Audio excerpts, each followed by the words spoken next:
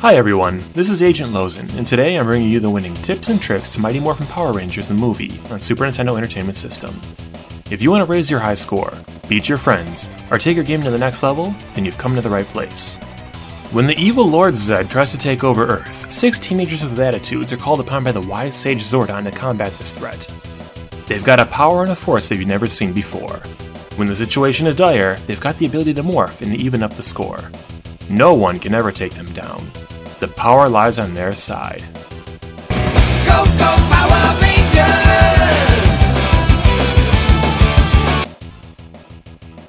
Before you even start the game, make sure you change your sound settings in the options menu. By default, mono is selected, but if you're playing on a decent TV or an emulator, you'll want stereo sound.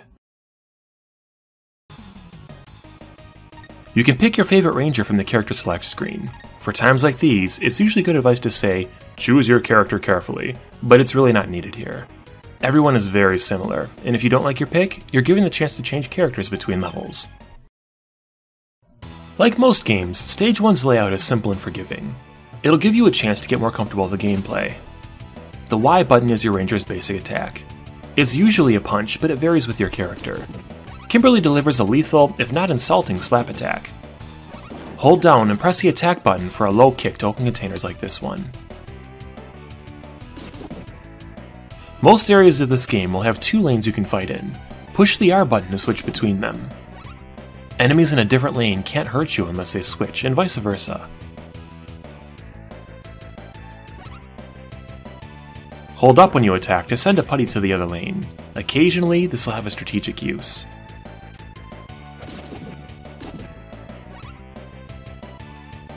When the ranger is in a tight spot, they can use a special attack with the X button. The special attack is the biggest difference between rangers. You'll get a different effect depending on who you're using. Kimberly can do a flying gymnastic attack that annihilates foes. Using a special attack noticeably drains your power meter, so use it sparingly.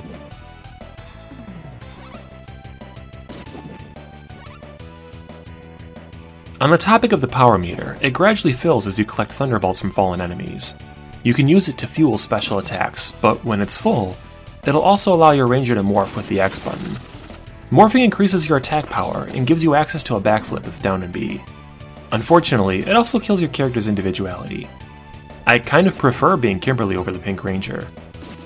As an added note, the active morphing also restores your health points, so it's best to use when you're low on health. The best advice I can give about beating this game is to conserve as many lives as you can. When you're first learning the game, you're bound to take a lot of hits, but as you get better, make an effort to minimize unnecessary health loss. You'll earn lives as your score increases. Killing all of the enemies you can and breaking environmental objects helps add to your score.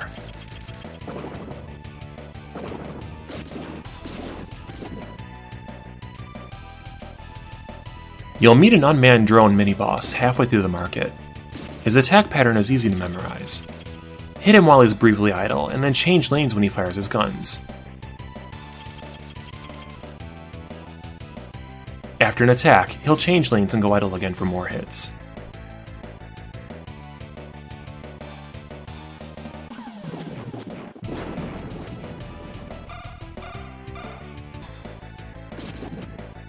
You might have noticed that you can't use special attacks while morphed the way you could earlier. The power meter still plays an important role though. When it's full, your ranger's attack will be replaced with their ranger weapon. A full power bar will begin to count down whether you're using your weapon or not, so be my guest. Go wild with it. The boss of Stage 1 is Mirror Maniac. If you haven't morphed yet this late in the level, your ranger will automatically use whatever's on your power bar to do it. As long as you duck his fireball, you can attack Mirror Maniac really aggressively with little threat of punishment.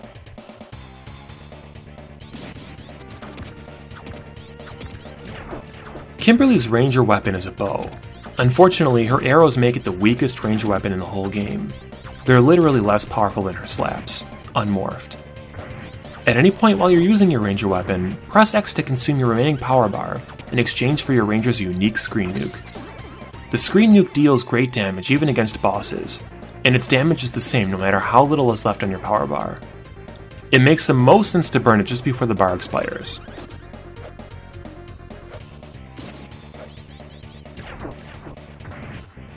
Flying capsules will appear in every boss fight. They contain large thunderbolts that'll help you fill out your power bar and enable your weapon. You can get the best use out of them by waiting to finish your power bar until the boss fight starts.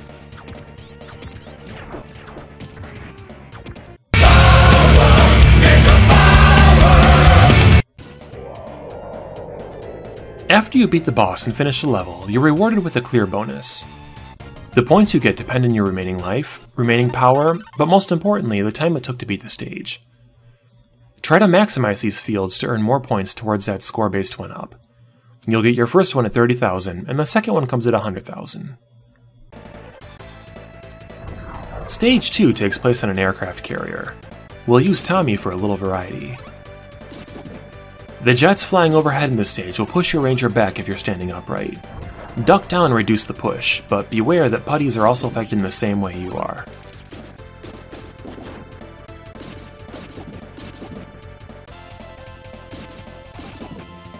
Unlike Stage 1, the lanes inside the ship are high and low. Some enemies, like the spiky wheel, can attack either lane.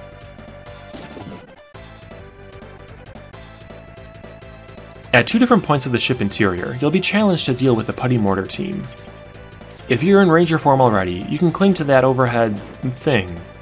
I don't know, what is that? Otherwise, you'll have to avoid the mortar explosions if you're unmorphed. You can do a neat trick here by using your up attack to knock the mortars back at the putties. I bet those jerks only signed up for this job because they were promised it was a low-risk position.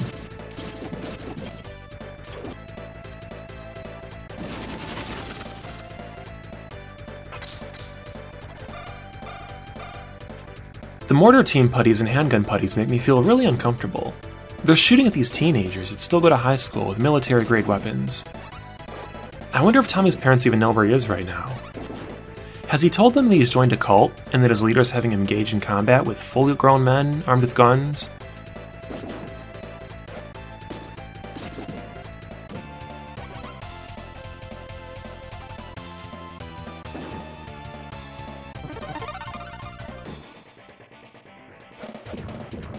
Cannon Top is a much different fight from Mirror Maniac in Stage 1. Unless you're on a platform or hanging from that thing, you can't hit him.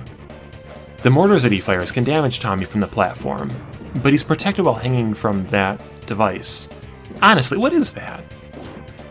Cannon Top seems to be aware of his overhead weakness. He fires shots from his head that'll knock your ranger down. Punch him from the platform when it's safe, and then cling to the clinger when you have an opening.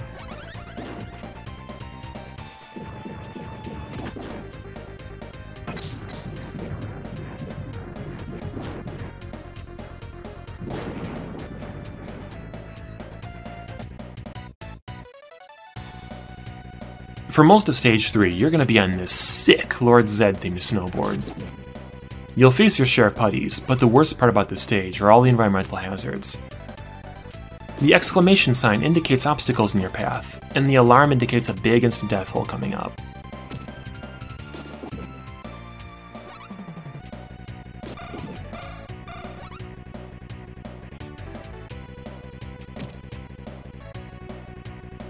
It's easy to kill putties or jump over rocks, but doing it at the same time drains a lot of life really quickly.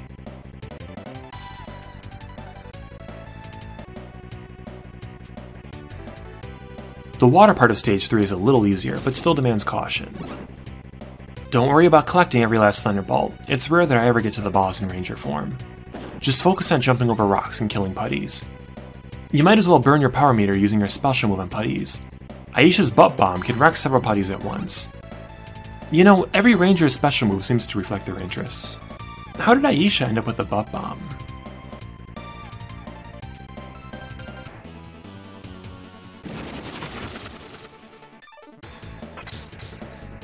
Scalarena is a more aggressive boss than the ones before him. He's got a variety of attacks that he uses. Some you can interrupt, but others, like his flame breath, you need to avoid. Do a little experimenting of your own. If you get low on health, change your strategy to be more defensive.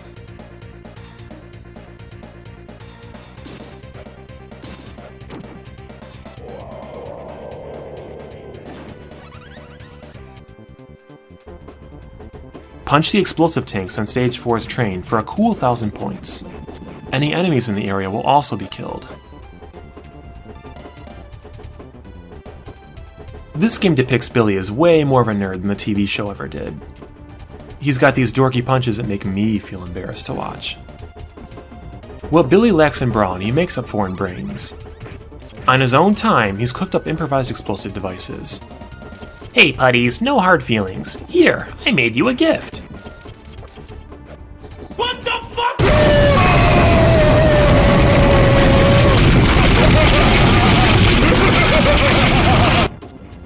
Nobody makes fun of Billy. It's good to have a full power bar when it's time to fight the main engine. It has a wide variety of attacks that demand a lot of focus from your ranger to outmaneuver. The best time to morph is when you're low on health. You'll get a refill and do a lot of damage to the main engine in the process.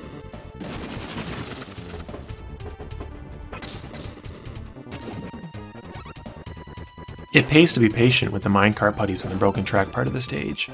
It's hard to hit them before they shoot you, so expect to duck as you approach them. Magnet Brain has several attacks that control the flow of the battle, including pushing you away and throwing you onto the other track. Carefully study his patterns. Jump over the twister after his magnet push. It really helps if you can use your weapon in this fight. There's never a time when Magnet Brain isn't vulnerable, so you'll get full damage from his screen nuke when you use it.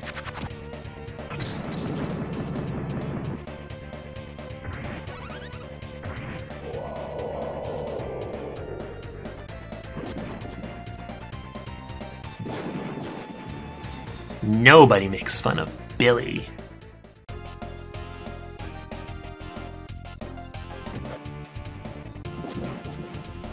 The Rangers are invading the outer perimeter of Lord Zed's hideout, but Lord Zed isn't out of tricks yet.